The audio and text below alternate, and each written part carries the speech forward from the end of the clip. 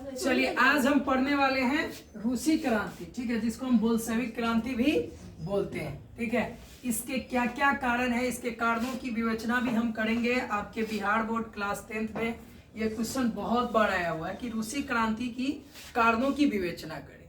ठीक है, रूसी क्रांति की कारणों की विवेचना करें, बहुत बार ये क्वेश्चन आया हुआ है, ये बहुत VVI क्वेश्चन है आपके लिए। ठीक है, तो हम सबसे पहले जानेंगे कि हाँ रूसी क्रांति क्या था। तो ये रूसी क्रांति, ठीक है, रूस के इतिहास की, ठीक है, 20वीं शताब्दी के इतिहास की एक सबसे महत्वपूर्ण घटना थी। क्या थी भाई साहब? सबसे महत्वपूर्ण घटना थी जो रूस में एक तंत्रीय शासन व्यवस्था को अंत करके, ठीक है, जारशाही व्यवस्था को अंत करके, निरंकुश शासन व्यवस्था को अंत करके सिर्फ मात्र लोकतंत्र की स्थापना नहीं किया। क्या नहीं किया? सिर्फ मात्र लोकतंत्र की स्थापना नहीं किया, बल्कि सामाजिक, आर्थिक एवं व्यावसायिक क्षेत्रों में, ठीक है, पूंजीपति, कुली, ये सभी के भी शक्तियों का क्या किया था? अंत किया था। क्या किया था मेरे भाई साहब? इन सभी के शक्तियों का भी अंत किया था। ठीक है, रूस की बोल्शेविक क्रांति सही मायने में कब संपन्न हुई थी? नवंबर 1917 में संपन्न हुई थी, यानी खत्म हुई थी। ये देखिए, ये जो क्रांति हुई थी, ठीक है, इसमें कुलीन और पूंजीपतियों की शक्तियों को अंत करके मजदूरों को सत्ता में लाया गया था। किसको सत्ता में लाया गया था भाई साहब? मजदूरों को सत्ता में लाया गया था। ठीक है, इसमें हुआ क्या था भाई साहब? इसमें एक नई राजनीतिक विचारधारा, साम्यवाद को प्रोत्साहन दिया गया था। किसको प्रोत्साहित किया गया था? साम्यवाद को प्रोत्साहित किया गया था। और सर्वहारा वर्ग की उत्पत्ति होती है। सर्वहारा वर्ग में किसान मजदूर आते हैं, उन्हीं की शासन व्यवस्था लागू किया जाता है। जितने भी पूंजीपति रहते हैं उनको दबा करके, और रूस में जो एक तंत्रीय शासन व्यवस्था चलती रहती है, किसके द्वारा? रूस के राजा उस समय कौन थे? जार निकोलस द्वितीय। ये जो चचा थे काफी ज्यादा क्या थे? निरंकुशवाद थे। क्या थे? निरंकुशवाद। निरंकुशवाद कहने का सेंस है कि जिसपे जनता का किसी प्रकार का क्या नहीं हो, अंकुश नहीं हो, उसी को हम क्या कहते हैं? निरंकुशवाद कहते हैं। और रूसी लैंग्वेज में जार का शाब्दिक अर्थ क्या होता है मेरे भाई साहब? सम्राट होता है। ठीक है, तो ये जो चचा थे 20वीं शताब्दी के राजा थे। ठीक है, कोई दिक्कत नहीं ना थे। इस क्रांति का उद्देश्य क्या था ये भी आप जान लिए। ठीक है, ये क्रांति कहाँ से स्टार्ट हुआ, कैसे स्टार्ट हुआ, अब हम जानेंगे इसके कारण के बारे में। क्या करेंगे? कारण के बारे में जानेंगे। ठीक है, चलिएगा, बहुत ही इंटरेस्टिंग एक कहानी है, और ये क्वेश्चन भी बहुत बार आपके एग्जाम में आ चुके हैं। 4 नंबर में पूछा जाता है। पहले 5 नंबर में पूछा जाता था जब ऑब्जेक्टिव 50% नहीं था तब। जब से ऑब्जेक्टिव आपका 50% हुआ है तब से क्या पूछा जा रहा है? ऐसा क्वेश्चन दीर्घ उत्तरीय यानी long time question answer 4 number में पूछा जाता है। कोई दिक्कत नहीं ना?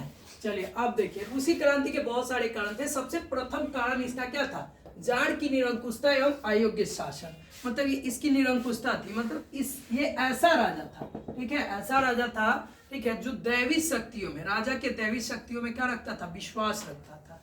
ठीक है, और ये अपने जनता के सुख के बारे में कभी नहीं सोचता था। जनता के सुख के हित में सोचता ही नहीं था। ये अपने भले बल सोचता था। ठीक है, सिर्फ अपना मनमानी करता था, राजा के दैवी शक्तियों में ही विश्वास रखता था। ठीक है, तो और ये अयोग्य शासन भी करता था, मतलब शासन के योग्य नहीं था, शासन के काबिल नहीं है। जैसे मैं तेरे काबिल हूँ या तेरे काबिल नहीं, ठीक है, ऐसे गाना सुने हैं ना, तो उसी प्रकार। तो ये जो साहब थे क्या थे? एक निरंकुश थे, निरंकुशवादी शासन व्यवस्था करना चाहते थे, अपने दैवी शक्तियों में विश्वास रखना चाहते थे। ये अयोग्य मतलब एबल नहीं थे, शासक के, राजा के एबल नहीं थे, फिर भी ये क्या करते थे?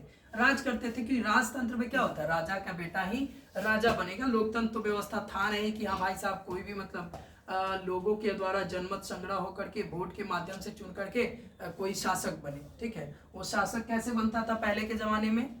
राजा का बेटा है तो उस बनेगा, तो जन्म लेगा तो राजकुमार होगा, युवराज कहलाएगा, युवराज से फिर मतलब क्या बनेगा? राजा बनेगा। ऐसे होता था ना जी। लेकिन अब तो ऐसी सिस्टम है नहीं। ठीक है, अब तो ऐसी सिस्टम नहीं है जी, कहीं नहीं है। चलिए अब देखिए, तो सबसे पहले इसका कारण 1 नंबर में जार की निरंकुशता एवं अयोग्य शासन व्यवस्था। ठीक है, कोई दिक्कत नहीं ना है। ये अपना पूरा जो थे अपने राजतंत्र का विशेष अधिकार नहीं छोड़ना चाहते थे। बहुत सारी यूरोपियन कंट्री में जो था, धीरे धीरे लोग जो थे वो स्वतंत्रता की तरफ बढ़ रहे थे, लोकतंत्र की ओर जा रहे थे और अपने मतलब राजतंत्र को त्याग रहे थे। लेकिन दूसरी तरफ ये जो रूस था, ठीक है, अपने राजतंत्र के विशेष अधिकार को नहीं छोड़ना चाहता था। ये जनता के सुख दुख में सम्मिलित नहीं होना चाहता था, जनता के सुख के बारे में नहीं सोचता था, अपने सुख के बारे में सोचता था। और ये अयोग्य शासक था, जिसके वजह से ये रूसी क्रांति क्या हुई थी, पनपी हुई थी। ठीक है, लोगों में असंतोष की भावनाएं प्रकट हुई थी। सेकेंड आपका कारण क्या है, कृषकों की दयनीय स्थिति। अब देखिए भाई साहब, इससे पहले जो एक राजा थे, ठीक है, इसके पूर्वज अलेक्जेंडर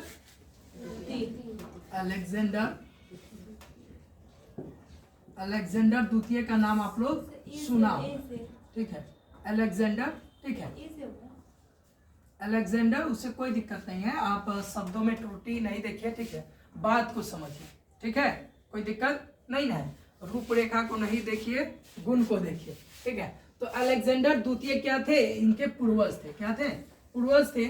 उनका मानना क्या था भाई साहब, उन्होंने सन 1800, वो मानते थे क्या कि मतलब कृषकों पर से सभी प्रकार की क्या हटा दिया जाए, कर हटा दिया जाए, जितने भी टैक्स लिए जाते हैं किसान से, क्या लिए जाते हैं, टैक्स लिए जाते हैं किसान से, उन सभी टैक्सों को, ठीक है, क्या किया जाए, हटा दिया जाए। समझ गए, कोई दिक्कत नहीं ना। तो उन सभी टैक्सों को इन्होंने क्या किया था, किसान पर से सन 1861 ईस्वी में कृषक दास प्रथा का अंत किया था। किसने, अलेक्जेंडर द्वितीय ने कृषक। अब ये क्वेश्चन पूछा जाता है आप लोग से कि हाँ, कृषक दास प्रथा का अंत कब हुआ था भाई साहब, तो सन 1861 ईस्वी में। कौन चचा के द्वारा किया गया था, अलेक्जेंडर द्वितीय चचा के द्वारा किया गया था। एक कोनो दादा पोता रहा होगा जान निकोलस द्वितीय के, ठीक है। और उस समय रूस में किस राजवंश का शासक व्यवस्था था, शासन व्यवस्था, रोमनो राजवंश, ठीक है। 20वीं शताब्दी में पूछेगा, जब जार निकोलस जब शासन में थे तो उस समय कौन से राजवंश का शासन व्यवस्था था, तो रोमनो राजवंश। ये बताना उचित है, बताइएगा अभी, ठीक है, अच्छा रहेगा। अब देखिए तीसरा आपका कारण क्या था भाई साहब, लेकिन ये जब कृषक दास प्रथा का अंत हुआ, उससे कुछ खास किसान को बेनिफिट हुआ नहीं, लाभ हुआ नहीं, किसानों की आर्थिक स्थिति में कोई सुधार नहीं हुई, मतलब उसके आने जाने से कोई फर्क नहीं पड़ा, ठीक है, कोई दिक्कत नहीं है। अब देखिए मजदूरों की दयनीय स्थिति, मजदूरों की क्या थी, दयनीय स्थिति थी, क्योंकि सभी मजदूरों को किसके द्वारा, पूंजीपतियों द्वारा शोषण किया जाता था, क्रूर शोषण किया जाता था, ठीक है। तो उसी के मतलब विपक्ष में बोले थे कार्ल मार्क्स जो थे, ठीक है, साम्यवाद के जनक जिनको हम बोलते हैं। तो कार्ल मार्क्स ने क्या कहा था कि तुम्हारे पास खोने के लिए कुछ भी नहीं है सिवाय इन बेड़ियों के, तुम्हारे पास क्या खोने के लिए कुछ भी नहीं है सिवाय क्या, इन बेड़ियों को, ठीक है। इन बेड़ियों को तुम खो करके, इन जंजीरों को तुम खो दो, ठीक है, तुम्हारे पास कुछ नहीं है, और तुम सभी लोग क्या हो जाओ, संगठित हो जाओ। क्या हो जाओ भाई साहब, संगठित हो जाओ। तो सभी संगठित मजदूरों को संगठित करने का काम, ठीक है, ये बहुत सारे विचारक ने किया था, जैसे सेंट साइमन, लुई वाला, चार्ल्स फॉरियर, ये जो थे, रॉबर्ट ओवेन थे, ठीक है, जो ब्रिटेन के उद्योगपति थे। उसके बाद कार्ल मार्क्स, ये सब के द्वारा किया गया। अब अगला ये चौथा कारण क्या है, औद्योगिकरण की समस्या, ठीक है। औद्योगिकरण की समस्या क्या थी भाई साहब, कि मतलब रूस के सभी क्षेत्रों में उद्योग धंधों का उतना ज्यादा डेवलपमेंट नहीं हुआ था, विदेशी पूंजी का अभाव था। क्या था, विदेशी पूंजी का अभाव था, और राजा भी उतना मजबूत नहीं था कि उद्योग धंधा का क्या करे, डेवलपमेंट करवाए, वो अपने बारे में ही सोचता था। और उसकी पत्नियां जो थी, वो चलनिया के बारे में बताएंगे, वो चलनिया काफी ज्यादा बदमाश रहती है। जैसे वो जो कौन रहती है, और उसकी तो एक और पत्नी का तो नाम जरीना रहबे करता है, जार निकोलस की पत्नी का नाम तो जरीना रहबे करता है, वो लुई सोलावा की पत्नी, ठीक है, मेरी अंतियो, ठीक है, वो बहुत रंग मिजाज रहती है। मेरी अंतियो ने मतलब 15,000 कर्मचारी को वो मतलब बैठवा करके वो सब फ्री में पैसा देता था, निकम्मा सब, ठीक है। अब देखिए, तो औद्योगिकरण की भी समस्या थी, विदेशी पूंजी का भी अभाव था, उद्योग धंधा का डेवलपमेंट नहीं था। तो उद्योग नहीं रहेगा तो मजदूर कहाँ से काम करेंगे उतना, ठीक है। जितने भी उद्योग थे उस पे क्या करता था, मतलब पूंजीपतियों का आधिपत्य था। क्या था, पूंजीपतियों का आधिपत्य था, ठीक है। उसमें मजदूरों की स्थिति अच्छी नहीं थी, और वो अपने अनुसार ही काम करवाते थे, काम अधिक करवाते थे, पैसा कम देते थे उस समय, ये रूस की घटना है। चलिए अब देखिए रूसीकरण की नीति, पांचवा क्या है भाई साहब, पांचवा और सबसे इंपॉर्टेंट जो है रूसीकरण की नीति। रूसीकरण की नीति क्या थी भाई साहब? अब देखिए जैसे ये जब हुआ था, जब विश्व जब पुनर्जागरण से स्टार्ट होता है, औद्योगिक क्रांति 1760 में स्टार्ट होती है, उसके बाद में क्या होता है आपका, धीरे धीरे सभी लोग, सभी देश जो है मतलब स्वतंत्र होने लगते हैं, उपनिवेश स्थापित होता है, गुलाम होता है, फिर स्वतंत्र भी होते हैं, ठीक है। सभी में राष्ट्रवाद की भावना पनपती है, फ्रांसीसी क्रांति से सभी लोग सीख लेते हैं कि नहीं जी, ठीक है। तो ये रूसीकरण की नीति। अब रूस में अब सब लोग जो है एक दूसरे देश से कनेक्टेड होते रहे थे, ठीक है। तो रूस में क्या होते हैं भाई साहब, बहुत सारे देश के लोग यहाँ पर आकर के बसे हुए थे। जैसे यहाँ पे जर्मन लोग भी रहते थे, जर्मन भाषी लोग भी रहते थे, फिन लैंग्वेज भी बोलने वाले लोग रहते थे, ठीक है, फिनलैंड के। और उसके बाद में आपके क्या थे भाई साहब, बहुत सारे ऐसे थे, यहूदी भी थे, क्या थे, यहूदी थे, पोप थे, ये सब क्या हुए थे, यहाँ पे बसे हुए थे। ये अल्पसंख्यक थे, ये क्या थे भाई साहब, अल्पसंख्यक थे। तो इन पे जबरन मतलब रूसीकरण की नीति लादा गया। अब रूसीकरण की नीति क्या है भाई साहब मेरे, रूसीकरण की नीति मतलब रूस की सभ्यता को, रूस की भाषा को जबरन इनको बोलने के लिए बोला जाता था, जबरन इन पर लादने का प्रयास किया जाता था। अब कोई मतलब सपोज जन्म लेते ही कोई मतलब एबीसीडी पढ़ने थोड़ी ना लग जाता है भाई, उसको सिखाया जाता है कि बउआ ये ए है, ठीक है, पहले ए सिखाया जाता है, बोला जाता है, उसको बुलाया जाता है, तब ना।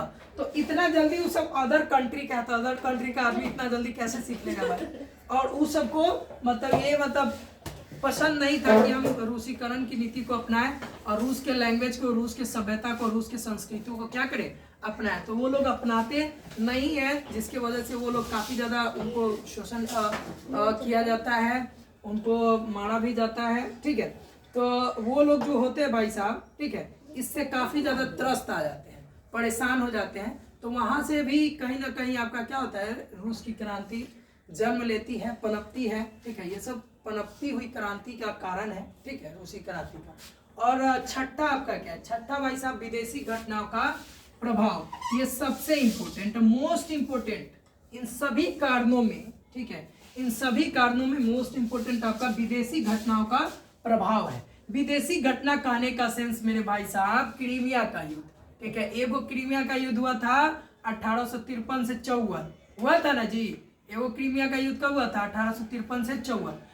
क्रीमिया का युद्ध हुआ था 1904 से 1905 ईस्वी तक, 1904 से 1905 ईस्वी। अब इस क्रीमिया के युद्ध में कौन कौन देश लड़े थे, तो रूस और जापान। एक देखिए, कभी भी किसी को छोटा नहीं समझिए, इस चेलवा पर क्या हो गया था, घमंड हो गया था, जार निकोलस द्वितीय था, अपने आप से क्या समझता था, शक्तिशाली समझता था। क्या समझता था, शक्तिशाली। तो क्रीमिया का युद्ध होता है, एक छोटा सा एशियन कंट्री इसके नाक में दम कर देता है। क्या कर देता है भाई साहब, एक छोटा सा एशियन कंट्री। कभी भी किसी को छोटा नहीं समझिए, कब किसका समय पलट जाए, ठीक है।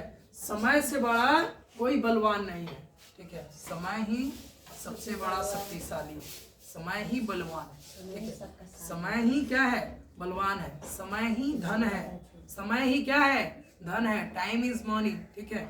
समझ रहे हैं ना मेरी बात को, समझ में आ रहा है। तो ये चच्चा अपने आप को समझते थे शक्तिशाली, तो इस पर एगो छोटा सा एशियन कंट्री क्या कर देता है, हमला कर देता है, और इसको इतना मार मारता है, इतना मार मारता है, एकदम बुरी तरह इसको पराजित करता है। कौन, जापान। जापान का नाम सुने हैं ना, पूरे चच्चा। ये चच्चा किस पर आक्रमण किए थे, अमेरिका के पर्ल हार्बर पर भी आक्रमण किए थे। कब किए थे, 1941 में, द्वितीय विश्व युद्ध के समय। ये जो है, ये जो चिलवा है, ये छोटा सा, देखन में लगन छोटन, घाव करन गंभीर है, तो ये वाला है, ठीक है। तो ये जो जापान था, छोटा सा एक एशियन कंट्री है, जो क्या किया था भाई साहब, क्या किया था, रूस पर हमला कर दिया था। और 1904 और 1905 ईस्वी में, 1904 से 1905 ईस्वी में क्रीमिया का युद्ध चला था, जिसमें रूस बुरी तरह इससे पराजित हुए थे, ठीक है। तो ये एक नया शक्तिशाली उभर करके धीरे धीरे इसमें बहुत ज्यादा क्या हुआ था भाई साहब, इसमें डेवलपमेंट हुआ था इस कंट्री में, ठीक है। तरह तरह के नए नए मशीन, उद्योग धंधा, ये सब चरमो उत्कर्ष पर था, ये बहुत ज्यादा तरह तरह के औद्योगिकरण, नए मशीनीकरण का आविष्कार हो रहा था जापान में। अब इसका एक प्रयोग करना चाहता था, मतलब तरह तरह के फाइटर जेट। अब फाइटर जेट का आविष्कार करेंगे, मान के हम पूरी बनाएंगे तो पूरी खाएंगे कि नहीं जी? खाएंगे, खाने के लिए ना बना रहे। तो फाइटर जेट बनाया है तो लड़ाई करने के लिए ना, तो लड़ाई करेगा नहीं तो उसको रखेगा है अनार घर में, उसको रखेगा क्या रखेगा? जब वो बनाया है, जब वो बंदूक तरह तरह के बना रहा था, अब तरह तरह के फाइटर जेट बना रहा है, तो उसका कहीं ना कहीं प्रयोग तो होना चाहिए ना जी। प्रयोग होना अति आवश्यक है, ठीक है। तो वही वो प्रयोग कर रहा था सब पर। क्या कर रहा था? प्रयोग कर रहा था। तो सबसे पहले ये प्रयोग किस पर करता है? रूस पर करता है। और रूस पर प्रयोग करता है, रूस को मारता है बहुत मार बढ़िया तरीके से। तब इसका अकल ठिकाने में आ जाता है। जार निकोलस द्वितीय का अकल जो होता है वो ठिकाने आ जाता है और ये हार जाता है। जब हारता है तो ये बौखला जाता है। वो तो ऑलरेडी बौखला रहता है। अब जैसे हारता है भाई, युद्ध होता है तो खर्चा होता है ना, फोकट में युद्ध होता है का? सैनिक के लिए भोजन भी चाहिए, सैनिक के गोला बारूद बम ये सब अत्सुला ये सब चाहिए कि नहीं? लड़ने के लिए चाहिए ना भाई। टैंक चाहिए, टैंक में petrol diesel A to Z जितने भी रसायन होते होंगे, ईंधन होते होंगे, वो तो प्रयोग होता है ना जी। तो उसके लिए क्या चाहिए? पैसा। क्या चाहिए? पैसा। पैसा क्या है? पैसा बहुत इम्पोर्टेंट बा। पैसा बा, अगर आपके पास पैसा हो जाए तो बढ़िया बढ़िया आपके पीछे मतलब लड़की सब घूमेंगी कि नहीं? अब पैसा नहीं रहेगा तो क्या होगा? कोनो मतलब देखेगी गरीब। मतलब आप सपोज दैट आप जब तक आपका कोई जॉब वगैरह नहीं लगा, क्या नहीं लगा है? जॉब नहीं लगा है, तब तक सरकारी नौकरी नहीं है, ठीक है, तब तक कोई नहीं पूछेगा। जैसे सरकारी नौकरी होगा, अगल बगल से लड़कियां सब कैसे वो नंबर उपरा ले कहिए, हाँ हेलो पहचान रहे हो, हम मतलब ये बोल रहे हैं, हम वो बोल रहे हैं, नहीं पहचानते हो? उस दिन जब तुम पढ़ते थे क्लास 10th में, तब तुम्हारे साथ पढ़ते थे, याद है ना? तो कहेगा अच्छा हो तुम है। तो लड़का कहेगा जब पढ़ते थे तो हमसे बात नहीं करती थी, आज नौकरी लग गया तो बात करने के लिए तैयार है। तो कहेगा तुरंत ब्लॉक, कहेगा हटाओ, ये हटाओ, मतलब ये सब गलत आदमी सब है, इसको हटाओ। मतलब दुख में साथ नहीं दी और सुख में साथ देने के लिए क्या है? आज तैयार है। तो रहने दो, सुख में हम खुद सुखी है तो हमको कोनो का जरूरत नहीं पड़ेगा, ठीक है, समझ गए? तो आप देखिए, तो इसमें क्या हुआ था भाई साहब? विदेशी घटनाओं का प्रभाव कैसे पड़ा? तो वो जब क्रीमिया का युद्ध हुआ, रूस हार जाता है, पिनपिना के उधर से आता है, तब यहाँ के लोग सब जो है आर्थिक स्थिति से क्या गुजर रहे थे? बहुत ज्यादा उनका आर्थिक स्थिति बदतर हो गया था, बेकार हो गया था, ठीक है। उनके पास खाने के लिए भी पैसा नहीं था। तो उस सभी लोग क्या किए? रोटी दो के नारे लगाते हुए किसके तरफ भागे थे? सेंट पीटर्सबर्ग के तरफ गए। किसके तरफ? Saint Petersburg. सेंट पीटर्सबर्ग, हाँ महल था। सेंट पीटर्सबर्ग के तरफ बढ़ते, वो चर्च का एक चर्च मतलब ईसाइयों का मंदिर, ठीक है। तो उसी के तरफ ये लोग क्या बढ़ते हैं? रोटी दो के नारे से उसके तरफ बढ़ते हैं। तो होने से तो वो ऑलरेडी बौखला के आया था, और तो कोई हार के आ जाए मैच, है उसको तुम कुछ बोल दो तो वो लगेगा तुमको क्या करते, मारने लगेगा एकदम, इतना मार। तो वही लेकर ये सब आम आदमी सब क्या गया? सेंट पीटर्सबर्ग के तरफ रोटी दो के नारे से। सभी लोग भूखमरी की समस्या हो गई थी, खाने के लिए पैसा नहीं था रूस में, ठीक है। तो ये सभी लोग जाते हैं उसके तरफ रोटी दो के नारे से। तो जैसे ही लोग बढ़ते रहता है तो उधर से रूस की जो सेना रहती है निहत्थे लोगों पर क्या कर देती है? अंधाधुंध फायरिंग स्टार्ट कर देती है। क्या कर देती है? फायरिंग स्टार्ट कर देती है, जिसमें बहुत सारे आम नागरिक, गरीब मजदूर, किसान लोग मारे जाते हैं। क्या होते हैं? मारे जाते हैं, ठीक है। वो सभी निहत्थे लोगों पर ये रूस की सेना गोली बरसा देती है। और दिन था आपका 9 जनवरी, ठीक है। दिन था आपका रविवार का, दिनांक था 9 जनवरी। तो 9 जनवरी का क्या था आपका? दिन था 9 जनवरी 1905 ईस्वी। ये ग्रेगोरियन कैलेंडर है। रूस का कैलेंडर जो है भाई साहब 13 दिन पीछे चलता है, ठीक है। जो रूस का पुराना कैलेंडर है जूलियन, ठीक है, वो 13 दिन क्या चलता है? पीछे चलता है। ग्रेगोरियन उससे 13 दिन आगे चलता है। कोई दिक्कत? 13 दिन का डिफरेंस रहता है। तो ये 9 जनवरी और जो प्रेजेंट टाइम वाला जो कैलेंडर था वो उसमें 22 जनवरी दिनांक बताया गया। कब बताया गया भाई साहब? 22 जनवरी दिनांक बताया गया है, ठीक है। यानी 13 दिन का अंतर रहता है उसके कैलेंडर और अदर कैलेंडर में, ठीक है। ग्रेगोरियन और जूलियन कैलेंडर में कितने दिनों का अंतर रहता है? 13 दिन का अंतर रहता है। तो जितने भी दिन था रविवार का, और सभी लोग पे ये क्या करते हैं, अंधाधुंध फायरिंग स्टार्ट करते हैं, सभी लोग मारे जाते हैं। उसी को हम खूनी रविवार या लाल रविवार के नाम से जानते हैं। उसी को हम किसके नाम से जानते हैं?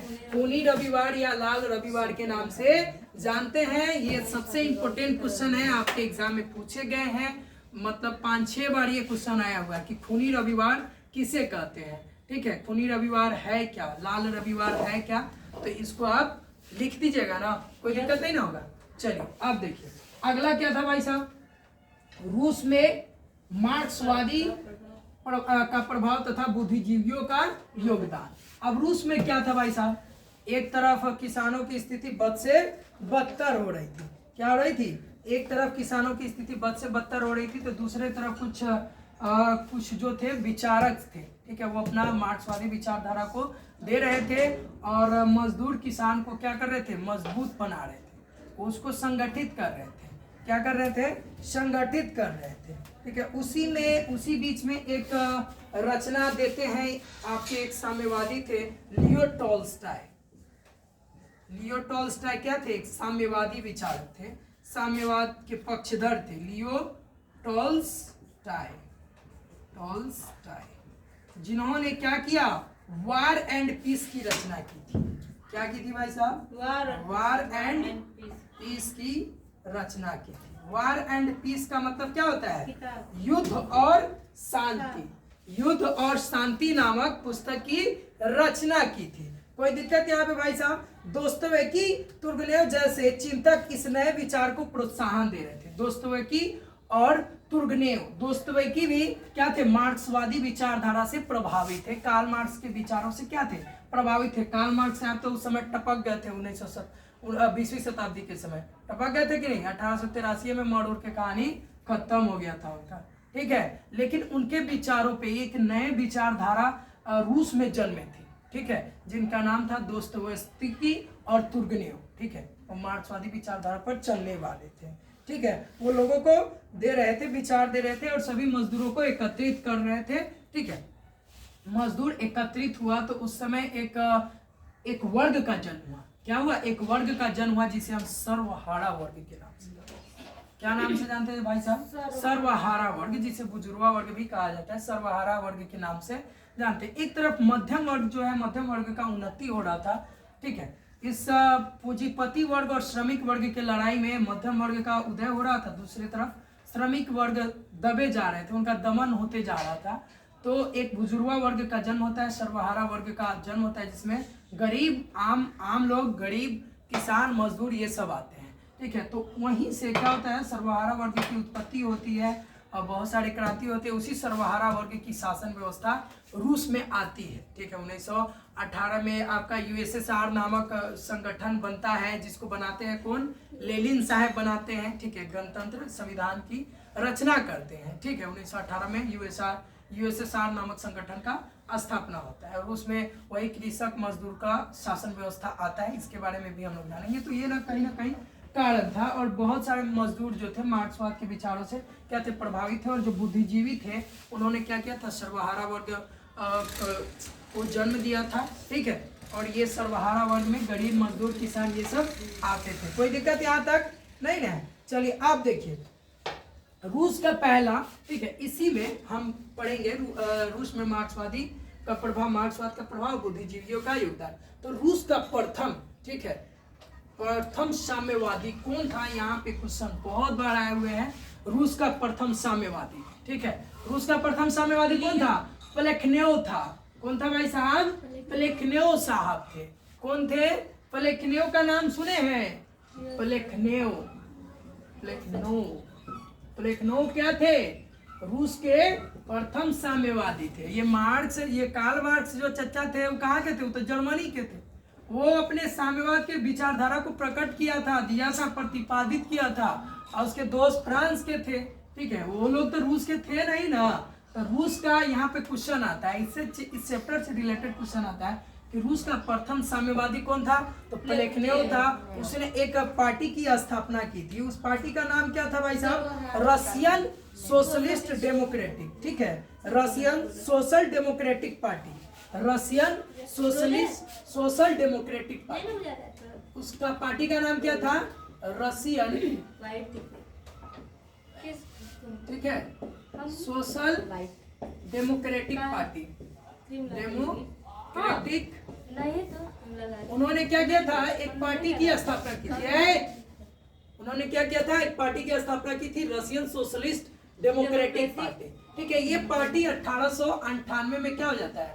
दो भागों में बट जाता है। क्या हो जाता है? दो भागों में बट जाता है, एक बोल्शेविक और एक मेंशेविक, ठीक है, बोल्शेविक और एक मेंशेविक। मतलब बहुमत वाला को हम बोल्शेविक कहेंगे, ठीक है, यही बोल्शेविक, और कम मत वाले को हम क्या कहेंगे? मेंशेविक।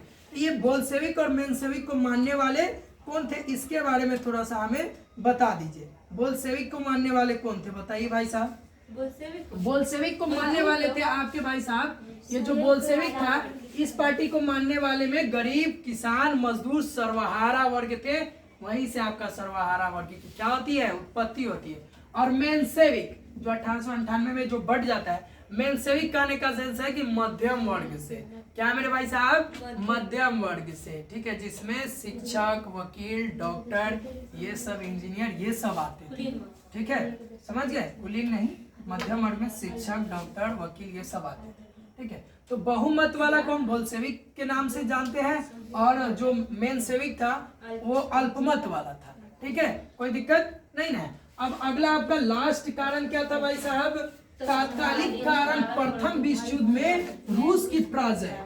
तात्कालीन कारण क्या था? प्रेजेंट टाइम वाला उसका कारण था इसका होने का, ठीक है। ये रूसी क्रांति, तात्कालीन कहने का सेंस है कि उसके जब क्रांति हुआ था उसी समय की एग्जैक्ट कॉज क्या है, ठीक है, उस समय की एग्जैक्ट कॉज क्या है, इसके बारे में हम लोग जानेंगे। तो तात्कालीन क्रांति क्या, तात्कालीन कारण क्या थी भाई साहब? उस समय जब रूस में क्या हो रहा था, ये जब गृह युद्ध चल रहा था, लोग जब इसमें उलझे हुए थे और लोग इसका विरोध कर रहे थे, तरह तरह से राजा, सभी जगहों से राजा का विरोध हो रहा था। सभी जाति धर्म के लोग भी क्या कर रहे थे? राजा का विरोध कर रहे थे, शासन व्यवस्था का विरोध कर रहे थे। तो उसी समय इस सभी लोगों को क्या उलझाने के लिए, एक अलग घटना में क्या करने के लिए, देश से बाहर की घटना में उलझाने के लिए ये क्या करता है? प्रथम विश्व युद्ध में घुसता है। क्या करता है भाई साहब?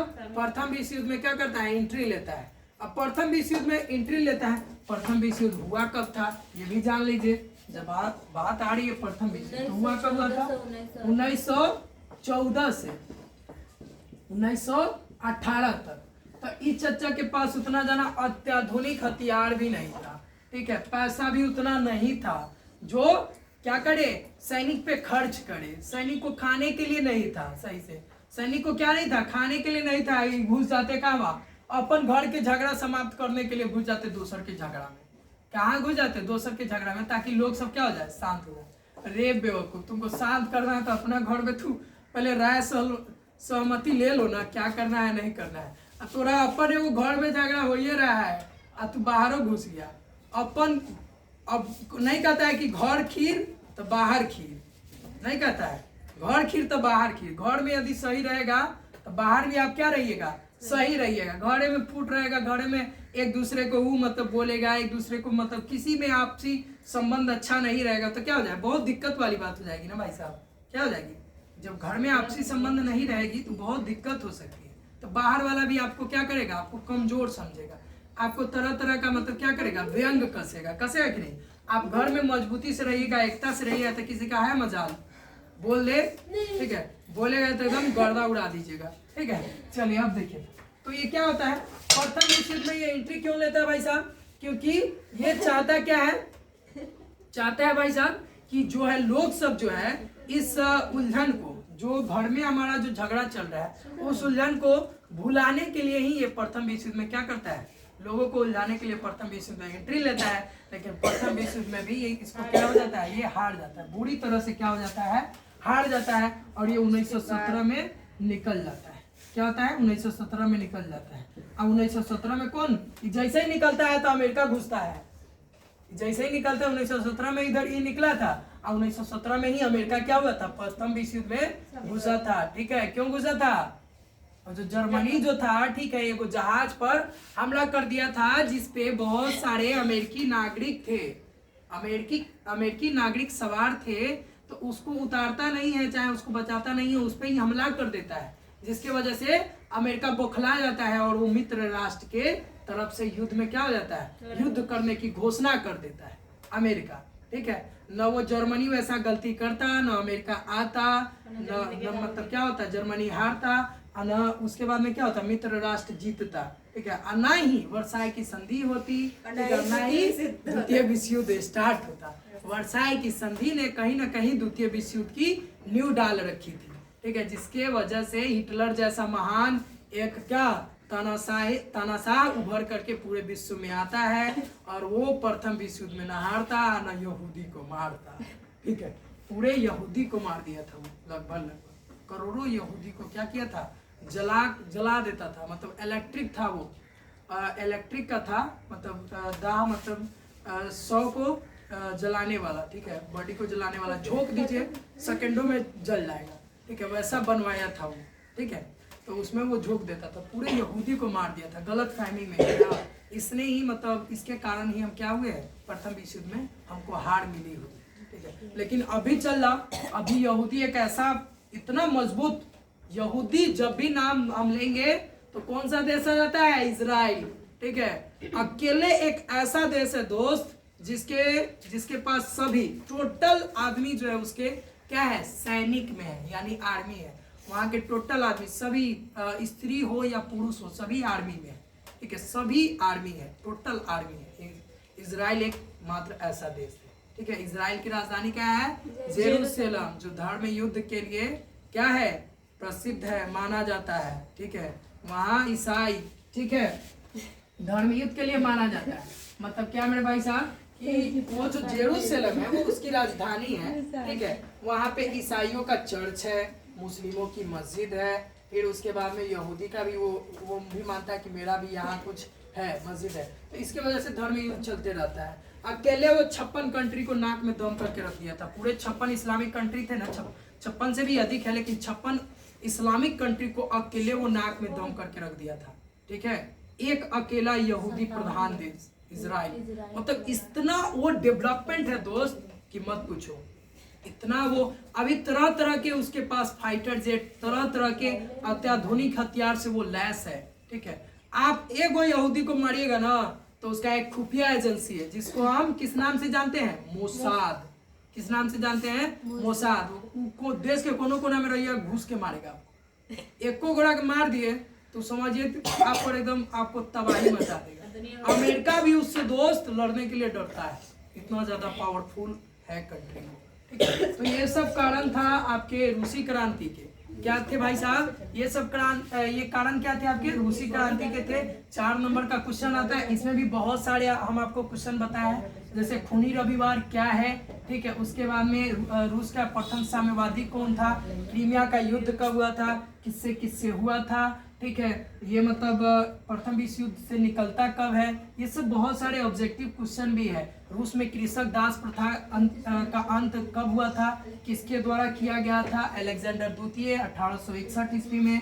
ठीक है, रशियन सोशल डेमोक्रेटिक पार्टी का विघटन कब होता है, ये सभी बताया मैंने। अब बहुत सारे क्वेश्चन आते हैं, यूएसएसआर का गठन कब हुआ, उसका विघटन भी पूछता है। ठीक है, ये सब आता है ना क्वेश्चन। उसका विघटन 1991 ईस्वी में हो गया। यूएसएसआर का विघटन गठन हुआ था 1918 ईस्वी में, लेनिन के द्वारा किया गया था। ठीक है, कोई दिक्कत। अप्रैल थीसिस भी लेनिन साहब के द्वारा तैयार किया गया था। वार एंड पीस किसकी रचना है, इसमें हमने पढ़ा लियो टॉल्स्टॉय। ठीक है, कोई दिक्कत नहीं ना है। ठीक है, चलिए तो आज के लिए बहुत बहुत धन्यवाद आप लोग को। चलिए ठीक है, रूसी क्रांति कब हुआ था, 1917 नवंबर 1917 में। अगला दिन हम पढ़ेंगे क्या मेरे भाई साहब, मार्च की क्रांति। चलिए, thanks a lot, have a nice day.